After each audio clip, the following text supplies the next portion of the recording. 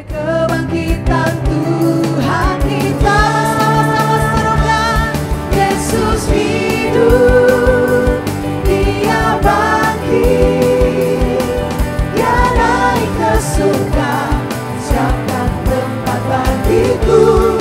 Yesus hidup, Dia bangkit, mata dipatahkan, kita jadi lebih dari pemenang.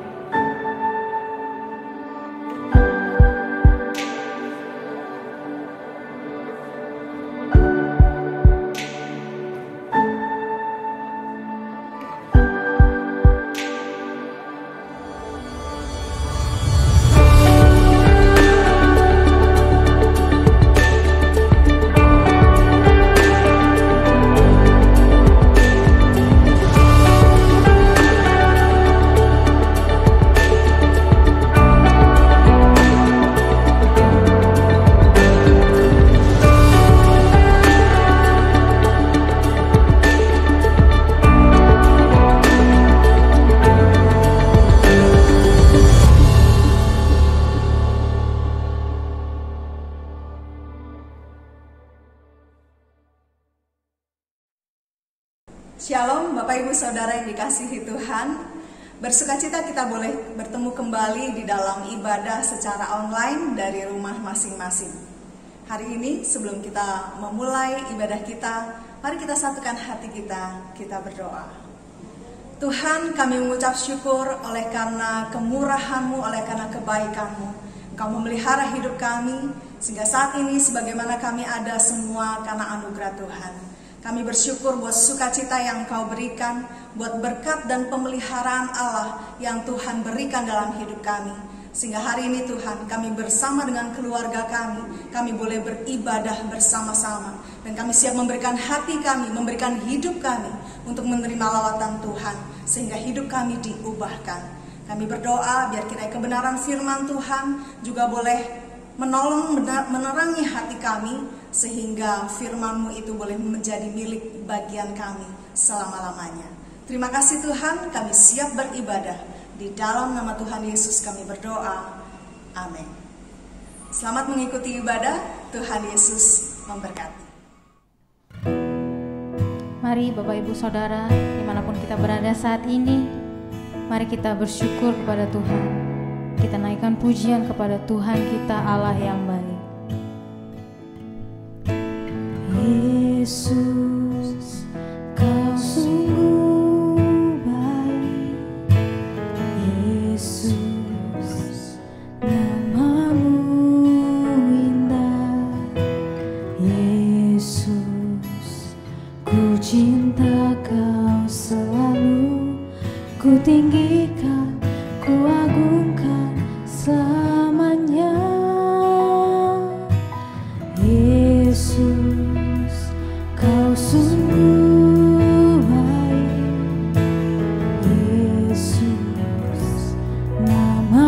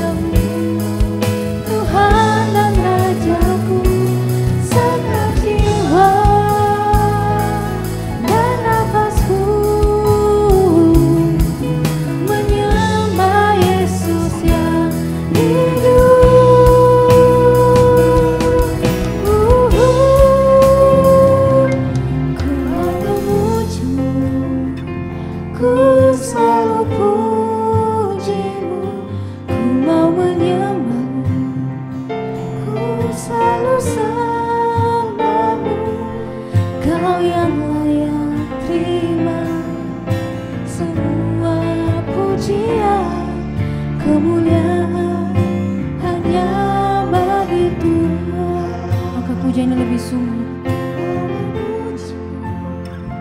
Ku selalu pujimu, ku mau menyembahmu, ku selalu sembahmu. Kau yang layak terima semua pujian, kemuliaan hanya bagi Tuhan. Hanya Engkau yang layak Tuhan. Kau yang layak terima semua pujian, kemuliaan hanya bagi Tuhan. Kau yang layak terima semua pujian, kemuliaan hanya bagi Tuhan.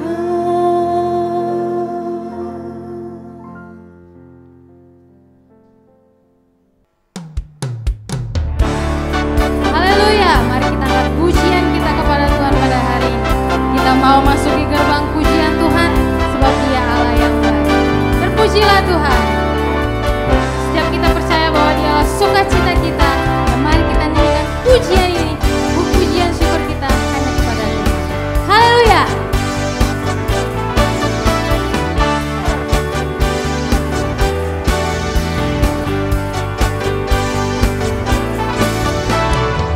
Memasuki gerbangnya Tuhan dengan hati yang bersyukur, ku bersorak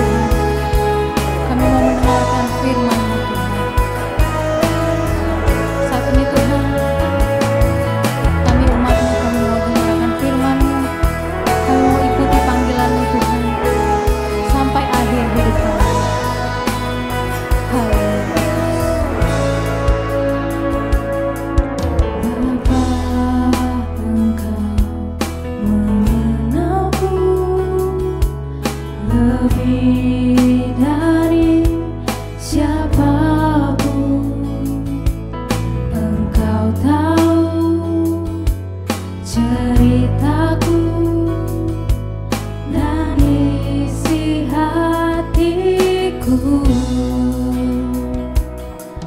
Tak peduli masa lalu, Engkau tetap memiliku. Ubahkanku, sempurnakan jadi karya yang indah. Kini aku percaya tiada yang mustahil bagimu. Kuasamu kuatkanku, dasarku berharap. Kini aku berserah pada rancanganmu bagiku. Ku ikuti panggilanmu, bukan setia sampai akhir hidupku.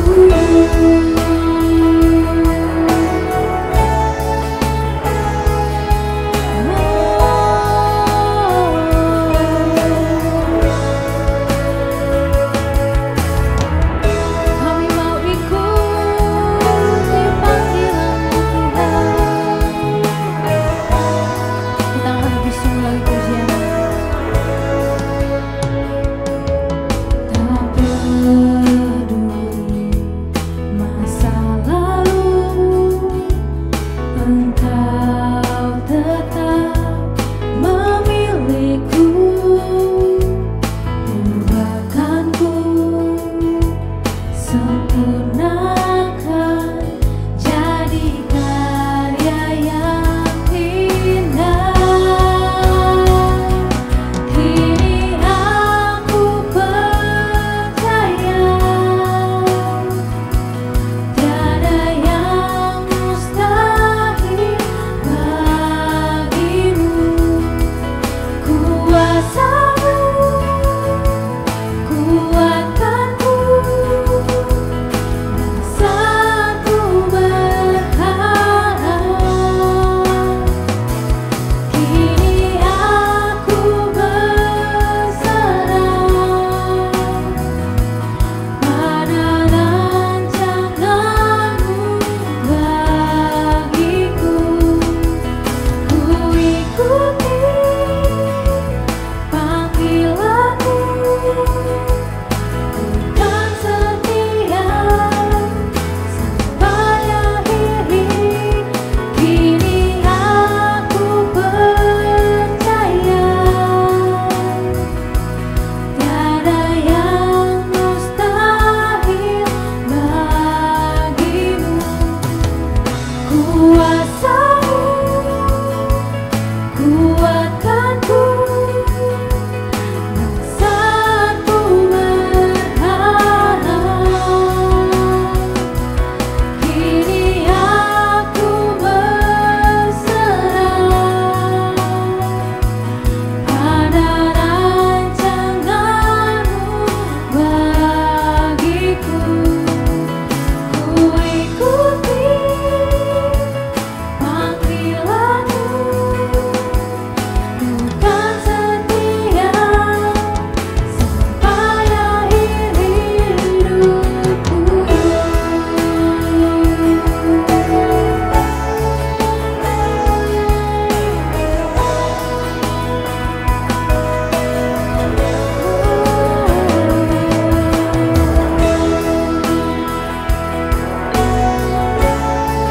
Kami mau ikuti panggilanmu Tuhan.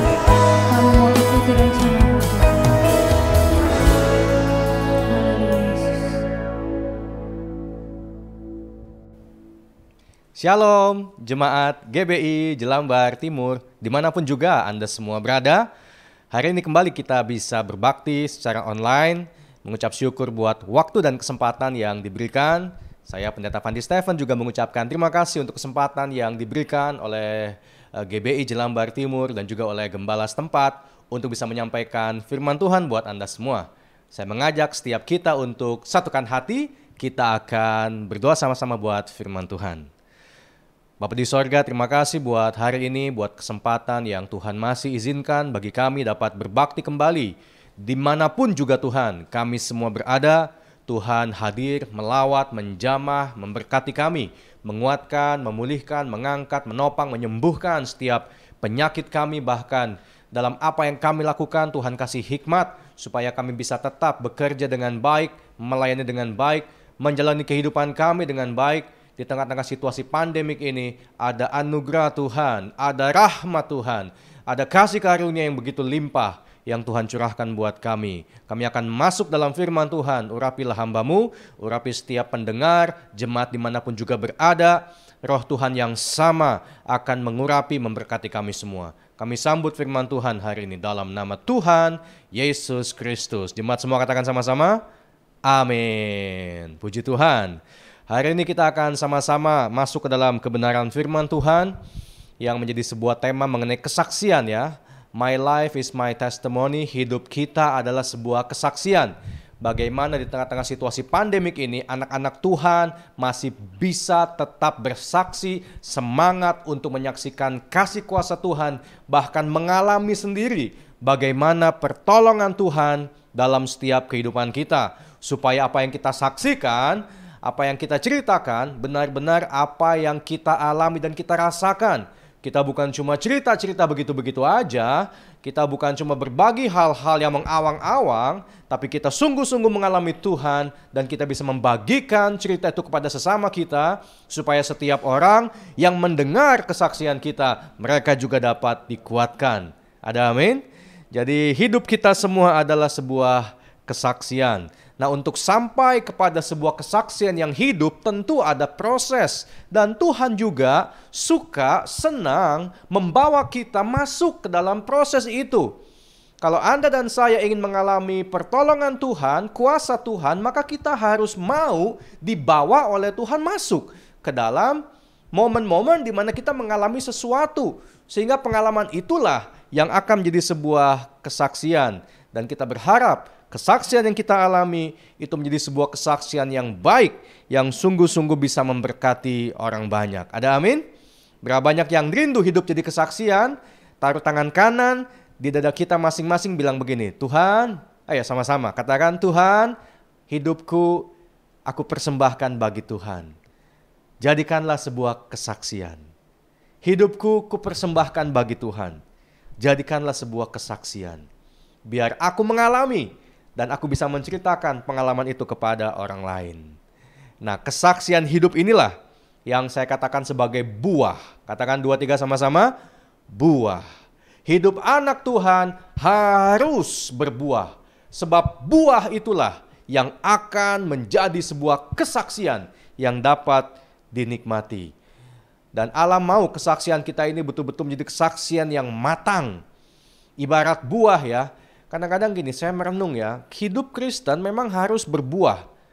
Alkitab katakan kalau pohon gak berbuah, pasti Tuhan akan pangkas, tebang, bahkan dicampakkan ke dalam api. Kalau pohon tidak berbuah. Jadi hidup yang berbuah adalah sebuah keharusan, sebuah mandatori daripada Tuhan. Supaya saudara dan saya, kita semua bisa sungguh-sungguh berbuah. Tapi saya temukan juga ya, begini Bapak Ibu, berbuah saja nggak cukup. Katakan sama-sama, buah aja nggak cukup, 2-3, buah aja nggak cukup, apalagi kalau nggak berbuah. Buah aja nggak cukup. Untuk dapat hidup kita menjadi sebuah kesaksian yang jadi berkat, yang pertama anak Tuhan harus berbuah, yang kedua anak Tuhan harus berbuah sampai matang. Katakan 2-3, matang. Sebab hanya buah yang matang yang dapat menjadi sebuah kesaksian yang jadi berkat dan dapat dinikmati oleh kita sendiri yang mengalami dan juga oleh orang lain yang mendengar kesaksian kita. Oleh karena itu saya sangat rindu kehidupan kita semua sungguh-sungguh bisa berbuah. Lebat saja pun gak cukup. Berbuah 30 kali lipat, 60 kali lipat, 100 kali lipat. Semua itu baik, tapi kalau nggak ada yang matang percuma. Buah itu nggak bisa dinikmati. Di depan rumah saya ada pohon rambutan. Saya potong itu pohon sampai ke akar-akarnya. Karena kalau dia berbuah, banyak sih banyak, tapi nggak mateng. Hijau rambutannya. Dimakan kelelawar lah, dimakan burung lah, rontok lah. Akhirnya kita ganti jadi pohon jambu. Ya berbuah aja nggak cukup. Waktu itu pohon mulai berbunga dan berbuah, saya sangat senang. Saya pikir sebentar lagi nih, sebulan 2 bulan lagi saya akan makan rambutan. Taunya nggak mateng. Pertama-tama memang matang dan banyak dan lebat. 30, 60, 100 kali lipat dan semuanya bagus. Sampai-sampai saya sempat jualan rambutan dari depan pohon rumah saya itu ya. Tapi setelah itu mengalami downgrade. Akhirnya kita potong aja dah. Musimnya udah lewat barangkali. Jadi saya temukan ya, berbuah saja nggak cukup. Sebab buah yang mengkel, buah yang nggak matang, apalagi buah yang rontok, itu nggak jadi kesaksian kok. Nggak jadi berkat. Maka untuk jadi berkat, saudara dan saya, kita semua harus berbuah sampai matang. Saya akan mulai dengan 2 ayat ya. Lukas 8 ayat 15 dan Yakobus 1 ayat yang keempat. Firman Tuhan katakan demikian. Lukas 8 ayat 15. Yang jatuh di tanah yang baik itu ialah orang yang setelah mendengar firman itu menyimpannya dalam hati yang baik dan mengeluarkan buah dalam ketekunan. Katakan sama-sama, ketekunan 2, 3. Ketekunan. Buah hanya dapat dihasilkan oleh proses ketekunan. Kesaksian, pengalaman bersama dengan Tuhan itu nggak bisa enggak, harus kita lewati dan alami lewat ketekunan. Anda ingin alami mujizat Tuhan dalam bisnis, Anda harus tekun dalam bisnis. Anda mau alami mujizat Tuhan dalam kesembuhan fisik, Anda harus tekun dalam pengobatan. Anda mau alami mujizat Tuhan dalam nilai-nilai yang bagus di sekolah, Anda harus tekun dalam belajar. Anda ingin membangun keluarga yang diberkati Tuhan, kita harus tekun membangunnya dalam segala aspek dan segala sendi kehidupan. Baru akan muncul sebuah kesaksian. Baru buahnya akan matang. Jadi supaya setiap hidup kita benar-benar menjadi sebuah kesaksian yang hidup, tekunlah ikut Tuhan. Tekunlah dididik Tuhan. Tekunlah didisiplin oleh Tuhan. Tekunlah bertanggung jawab. Tekunlah melakukan apa yang Tuhan perintahkan kepada kita untuk kita lakukan. Maka setelah prosesnya berlalu, pasti akan muncul sebuah kesaksian. Yakobus 1 ayat yang keempat, ayat yang kedua dikatakan, dan biarkanlah ketekunan itu memperoleh buah yang matang, supaya kamu menjadi sempurna dan utuh dan tak kekurangan suatu apapun. Jadi dari 2 ayat ini, pohon menghasilkan buah dalam ketekunan, kemudian ketekunan membuat buah menjadi matang. Hanya ketekunan yang bisa membuat hidup kita berbuah. Dan hanya ketekunan jugalah yang bisa membuat buah itu matang. Hari ini apa yang saudara dan saya alami, tantangan apa, kesulitan apa? Bisnis kita bermasalahkah? Keuangan kita tergoncangkah? Kesehatan kita terganggu-kah? Keluarga kita mengalami masalahkah? Hubungan demi hubungan ada problemkah? Ayo, tekun. Jangan berhenti di masalah. Jangan stop di problem. Jangan give up, jangan menyerah di hadapan tantangan kehidupan yang kita alami. Tuhan ingin memunculkan sebuah kesaksian. Tuhan ingin kita mengalami mujizat Tuhan. Tuhan mau setelah melewati itu semua, kita bisa menceritakan. Bahkan kesaksian kita bisa menjadi berkat bagi orang yang gak mengenal Tuhan. Sehingga mereka bisa mendengar dan berkata, Allahmu luar biasa. Allahmu dahsyat. Dan aku mau percaya. Itu goal kita sebenarnya ya. Di tengah-tengah masa pandemik ini, supaya kita semua tetap mengalami mujizat pertolongan Tuhan. Agar ada sebuah kesaksian yang menjadi berkat. Jadi harus tekun ya. Harus tekun sampai muncul buah dan matang. Kata ketekunan artinya adalah keteguhan. Ketekunan identik dengan keteguhan. keteguhan yang melampaui segala keraguan, persistence atau tekun, punya determination, exceeds doubts, yang melampaui segala keraguan. Kalau kita belum mengalami Tuhan, belum mengalami pertolongan Tuhan, jangan berhenti. Kalau kita belum sampai garis akhir proses hidup ini bersama dengan Tuhan, jangan stop. Apa sih yang membuat orang akhirnya nggak mengalami kesaksian pertolongan Tuhan? Ya karena nggak tekun. Ibarat buah itu ya belum matang udah dipetik, dibuka mengkel, dimakan nggak bisa, dibuang sayang, ujung-ujungnya ya sia-sia, digeletakin aja di meja, nggak ada yang nyentuh, nggak jadi kesaksian, nggak jadi berkat. Oleh karena itu, tekunlah Bapak Ibu sekalian ya. Yang pertama, tekun itu artinya kita mesti fokus terhadap sebuah hasil, terhadap sebuah ending yang Tuhan sudah rencanakan buat kita. Bukankah Tuhan berkata, rancanganku damai sejahtera bukan kecelakaan? Kalau kita belum sampai kepada garis akhir damai sejahtera, kita masih banyak alami celaka demi celaka, tanda kutip, berarti belum selesai. Anak Tuhan gak alami kesaksian ya karena dia berhenti di tengah jalan, tekunnya stop, give up, menyerah, bahkan kecewa dengan Tuhan. Wah, buang dah sifat-sifat seperti itu. Kita buang karakter yang gak begitu baik seperti demikian. Ayo fokus, lihat kepada garis akhir, di mana Tuhan yang menuntun kita dari awal, lewati proses sampai garis akhir. Fokus. Yakobus 1 ayat 7 dan 8. Orang yang demikian, orang yang seperti apa sih?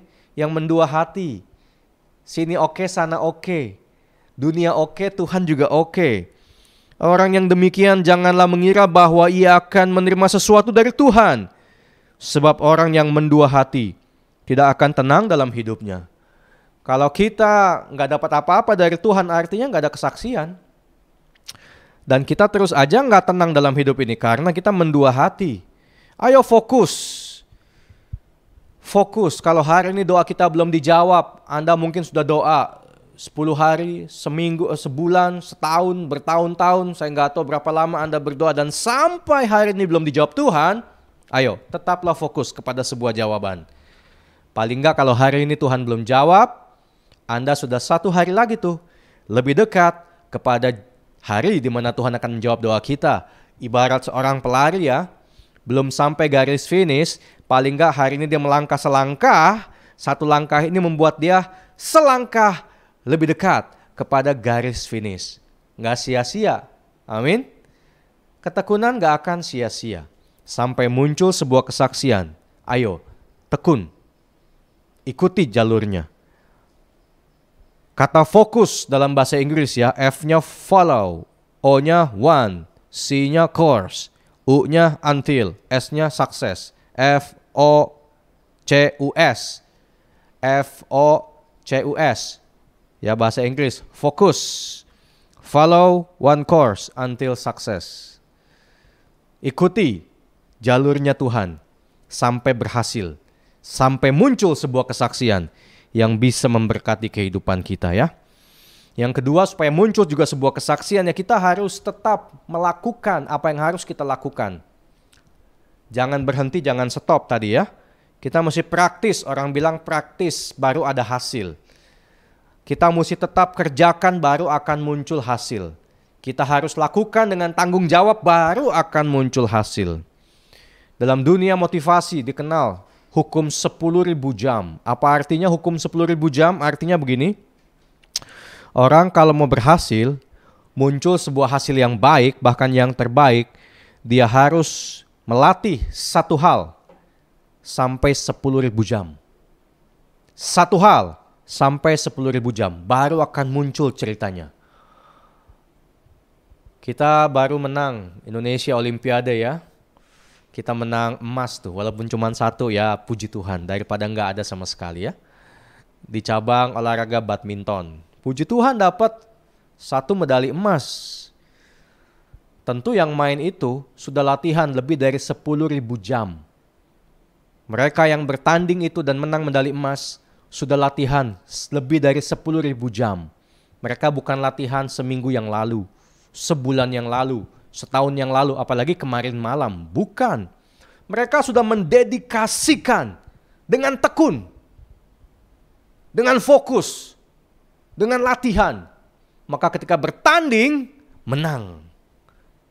Anda pun bertanding dalam hidup ini. Bukan bulu tangkis, pertandingan iman. Mau medali emas kan? Saya juga mau medali emas. Anda juga pasti mau dapat medali emas dari Tuhan. Ayo, gunakan waktu dengan tekun. Lebih baik melatih satu hal dengan tekun 10.000 jam daripada melatih 10.000 hal. Coba-coba masing-masing 1 jam. Rata, tipis, lebar, gak kuat. Kalau satu tebal, kecil, fokus. Nah itu dia yang bisa menjadi berkat. Tetaplah fokus. Kerjakan apa yang harus kita kerjakan. Karena Yakobus 2 ayat 22. Iman bekerja sama dengan perbuatan. Baru menjadi iman yang sempurna. Setelah iman sempurna, barulah muncul sebuah kesaksian buat kita ya. Sekali lagi, lakukan, kerjakan dengan tekun dan setia. Kalau belum muncul kesaksian yang baik, jangan berhenti. Mungkin Anda belum sampai di tempat tujuan, Anda belum sampai di garis finish, tapi hari ini sekali lagi, kalau Anda tetap tekun, Anda sudah 1 hari lebih dekat kepada kesaksian hidup di mana Tuhan menolong kita sekalian. Amin. Yang terakhir adalah waktu. Ujung-ujungnya ya, semua waktu berbicara. Pasti ada waktunya untuk segala sesuatu. Pengkhotbah 3 ayat 1, untuk segala sesuatu ada masanya. Untuk apapun di bawah langit ada waktunya. Selalu ada waktunya. Ada waktu untuk memulai, ada waktu untuk berlari, ada waktu untuk bertanding, ada waktu sampai garis finish, ada waktu menang. Semua ada waktunya. Dan kita ingin kesaksian kemenangan itu menjadi bagian dalam hidup kita. Segala sesuatu ada waktunya. Pengkhotbah 3 ayat 1.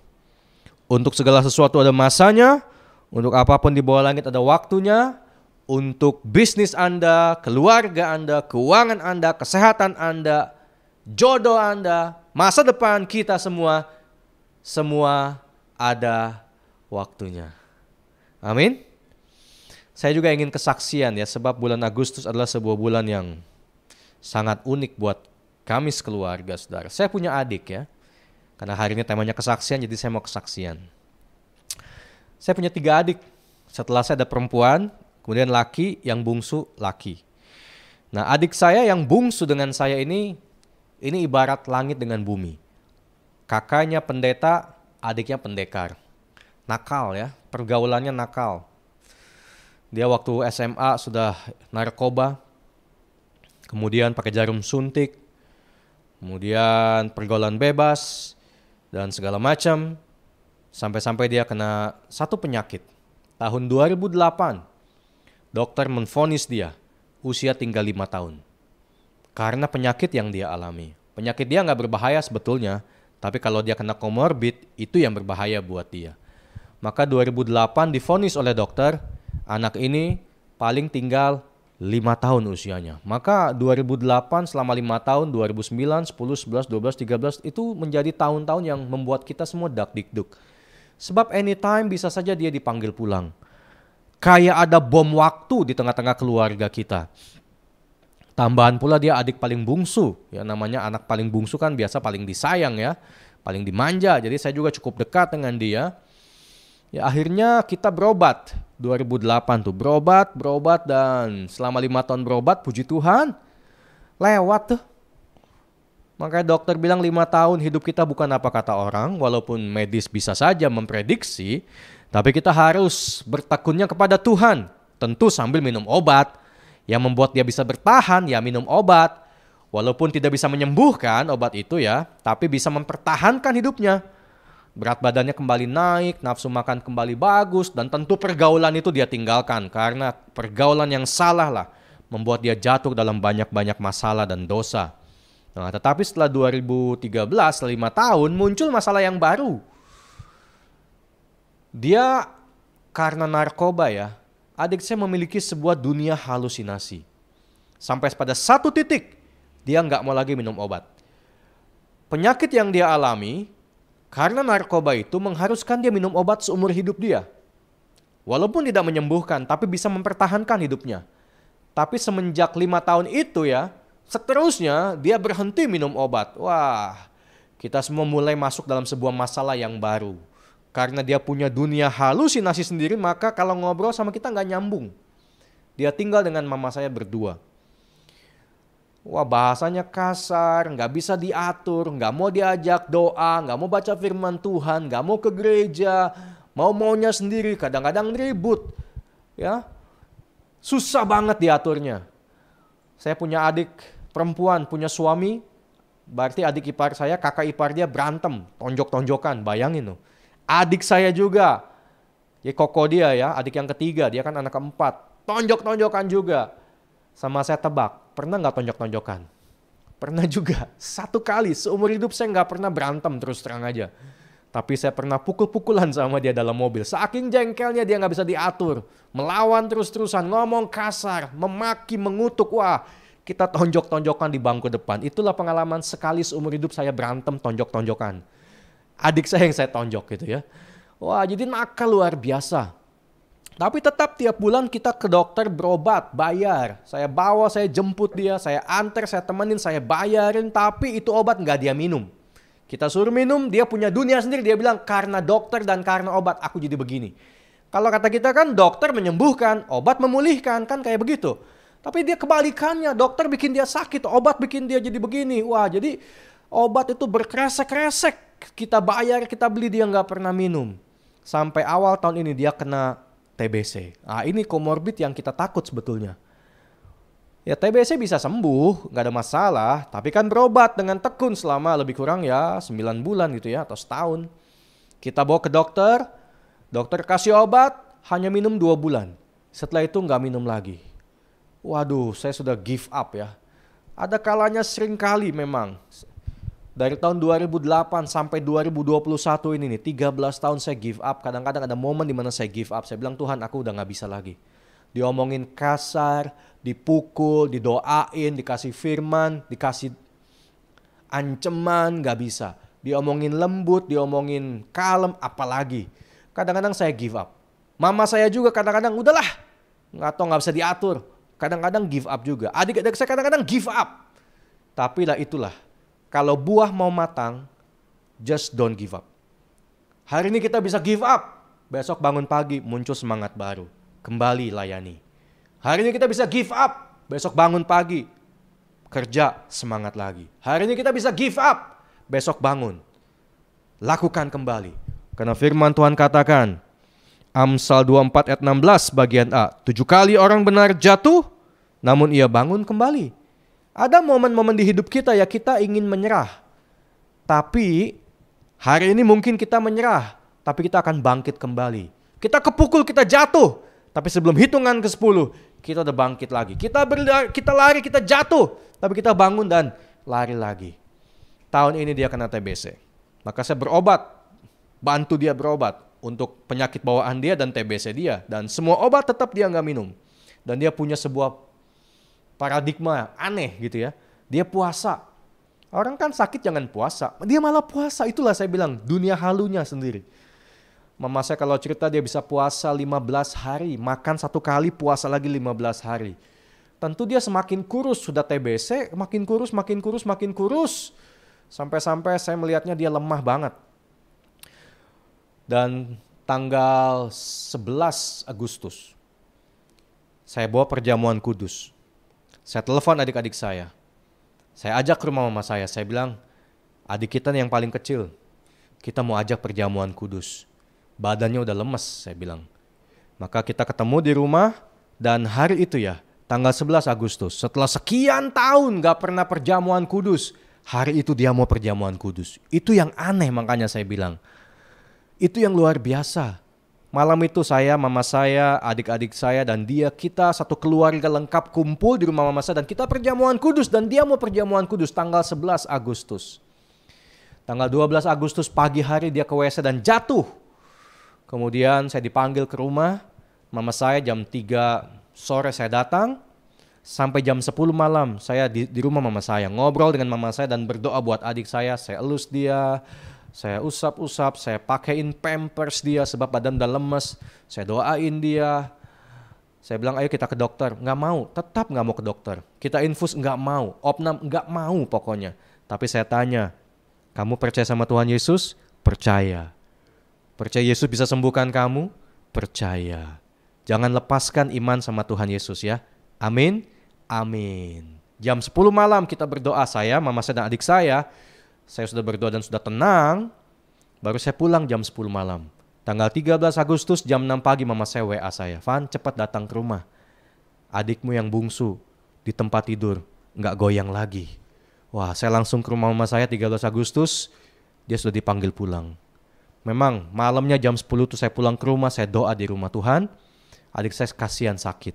Lehernya sakit, paru-paru sakit, jantung sakit, ginjal juga mungkin sakit atau apa ya. Karena kan 15 hari nggak makan, itu berbulan-bulan ya.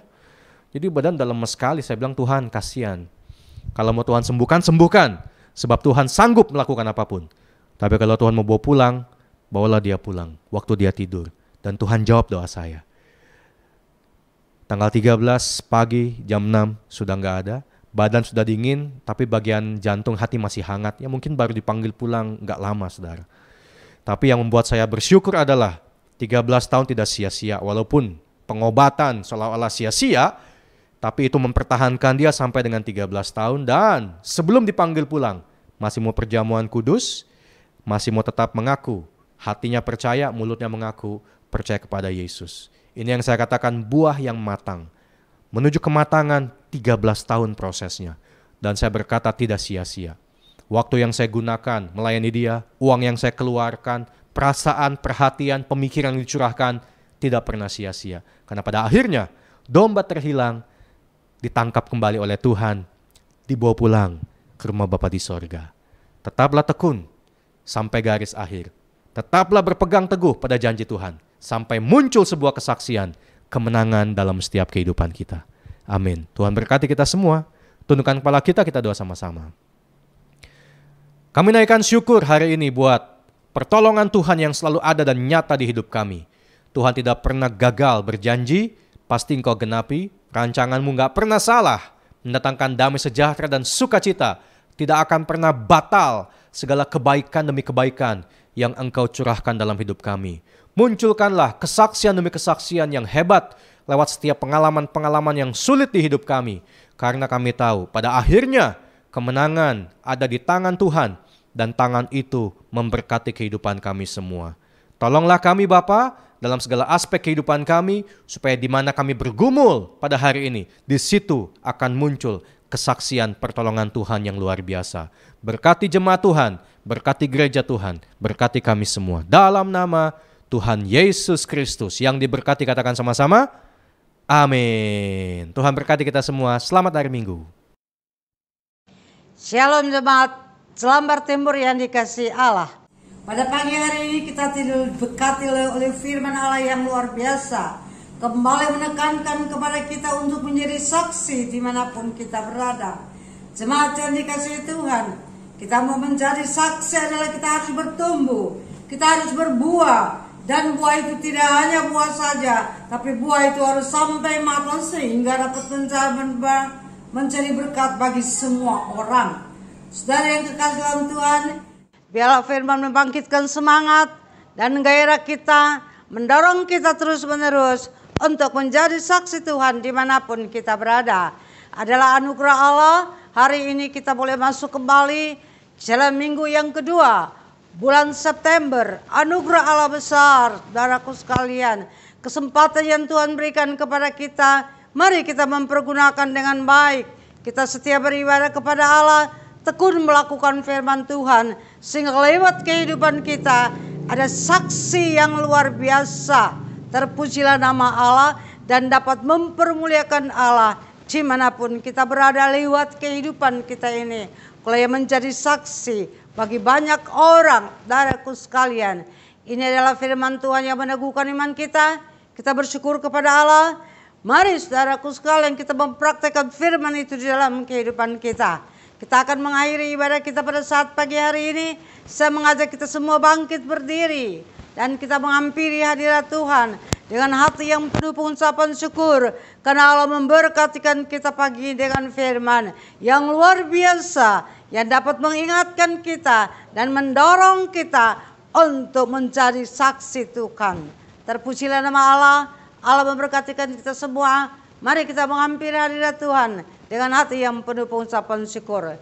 Di hadapan hadirat-Mu Bapa, kami berterima kasih kepada Engkau karena Engkau baik bagi kami. Hari ini Engkau memberi kembali kami kesempatan untuk mendengarkan suara firman-Mu. Hamba-Mu telah berhenti berbicara, tapi mari Roh Kudus Engkau berbicara terus dalam hati dan ingatan kami lewat firman yang kami telah dengar pada pagi hari ini. Lebih jauh daripada itu, bila kami mau melakukan firman Allah, sehingga nama Tuhan dimuliakan lewat kehidupan kami Bapa. Menaikkan syukur kepada Engkau bagi seluruh jemaat yang mengambil bagian pada pagi ini. Bila uluran tangan Allah menjamahkan setiap mereka, berikanlah urapan semangat dan gairah kepada kami untuk tetap melaksanakan firman, menjadi saksi dimanapun kami berada. Pada pagi hari ini Tuhan Hamba menyerahkan seluruh jemaat ini ke dalam tangan Allah. Dikala di antara mereka ada yang sakit, di antara mereka ada yang lemah, ada yang bimbang, diliputi dengan ketakutan, Allah bersuruh di dalam nama Yesus, Tuhan menjamahkan sekalian mereka. Yang sakit disembuhkan, yang lemah dikuatkan, yang bimbang dipertetapkan iman. Terima kasih Tuhan. Yang takut diberikan keberanian untuk hormat dan kemuliaan nama Allah. Bapa, terima kasih. Menaikkan syukur kepada Engkau pada pagi hari ini. Biarlah sukacita Allah itu mengalir terus dalam kehidupan jemaat Jelambar. Mereka tetap bersukacita walaupun kami belum beribadah tatap muka. Lewat online, biar dalam online ini pun juga ada sukacita bagi kami untuk memuji, memuliakan dan meninggikan nama Allah. Terima kasih, terpujilah nama-Mu ya Bapa. Pada pagi hari ini Hamba menyerahkan seluruh jemaat ini ke dalam tangan-Mu. Pada sepanjang minggu ini dimanapun mereka berada, biarlah ada uluran tangan Allah di atas perjalanan kehidupan mereka Tuhan. Engkau menyertai dimanapun mereka berada. Kuasai mereka dengan kuat kuasa Roh Kudus-Mu. Mereka terpelihara di dalam anugerah dan kasih-Mu. Segala kegiatan apapun yang mereka kerjakan untuk nafkah kehidupan mereka ya Allah, biarlah Engkau memberkati Tuhan. Engkau menyertai dan Engkau menolong. Terpujilah nama-Mu Bapa, menaikkan syukur kepada-Mu. Pada pagi hari ini saat kami masuk ke dalam ibadah, kami juga membawa persembahan tatangan kami kepada-Mu Bapa. Biarlah Engkau memberkati setiap tatangan persembahan kami, yang dapat memberi maupun yang tidak dapat memberi. Allah Engkau berkati, yang dapat memberikan ucapan syukur apa saja yang mereka bawa ke dalam bait-Mu. Biarlah Allah Engkau memberkati mereka dengan luar biasa. Terima kasih Bapa, terpujilah nama Allah. Tuhan, terpujilah nama-Mu Tuhan. Sekali lagi kami berdoa bagi perencanaan ibadah tatap muka bagi gereja kami. Biarlah Allah Engkau menolong, Engkau menyertai Tuhan. Terpujilah nama-Mu. Sehingga pada saatnya kami semua boleh ramai-ramai masuk ke dalam bait Tuhan untuk memuji dan memuliakan nama Allah. Kami berdoa bagi finishing gereja baru yang sedang berjalan Tuhan. Biarlah Allah Engkau campur tangan dalam setiap kekurangan yang kami hadapi. Biarlah di dalamnya nama Tuhan dimuliakan, diagungkan dan ditinggikan Bapa. Terima kasih, kami percaya kepada Engkau dalam segala sesuatu. Karena melalui Engkau sajalah ya Tuhan, ada pertolongan yang dahsyat itu boleh mengalir di dalam kehidupan jemaat Jelambar ini Bapa. Terima kasih, terpujilah nama-Mu Allah. Pada hari ini hamba menyerahkan sekali lagi seluruh jemaat ini ke dalam tangan-Mu. Pada sepanjang minggu dimanapun mereka berada, biarlah tian awan dan tian api itu menyertai seluruh jemaat-Mu ini. Pada siang hari mereka bersama Engkau, malam hari pun mereka bersama dengan Engkau. Mereka diliputi dengan sukacita, damai dan sejahtera. Mereka diliputi dengan perlindungan Allah yang dahsyat. Terima kasih Bapa. Inilah seluruh doa yang dapat kami panjatkan ke hadapan hadirat Allah. Pada akhirnya kami tetap berdoa bagi bangsa dan negara kami ini Bapa. Kami mengucap syukur kepada senantiasa, di mana virus corona ini sudah mulai begitu banyak bereda Tuhan. Terima kasih Tuhan.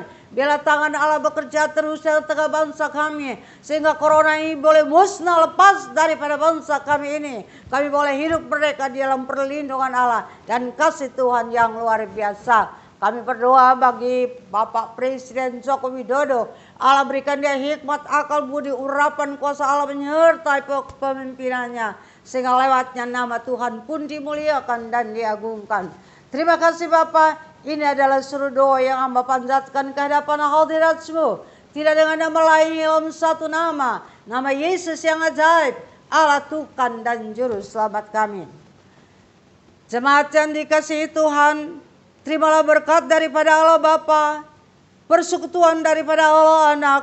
Dan kuat kuasa Roh Kudus. Menyertai kita sekalian. Mulai dari hari ini. Sampai Maranatha Yesus datang kembali. Haleluya, amin.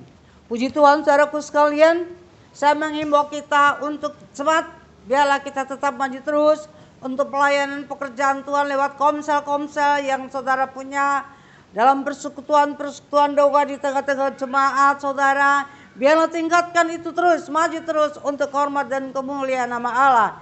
Kita tetap berdoa dan kita yakin saatnya kita akan masuk ke dalam ibadah tatap muka dengan penuh sukacita, damai dan sejahtera. Tuhan memberkati saudara sekalian. Pada hari Minggu ini Tuhan menyertai dimanapun saudara berada. Selamat berhari Minggu, selamat beraktivitas. Tuhan memberkati sampai kita ketemu kembali pada minggu yang ketiga. Haleluya, amin. Yesus hidup, Dia bangkit. Surga, siapkan tempat bagiku. Yesus hidup.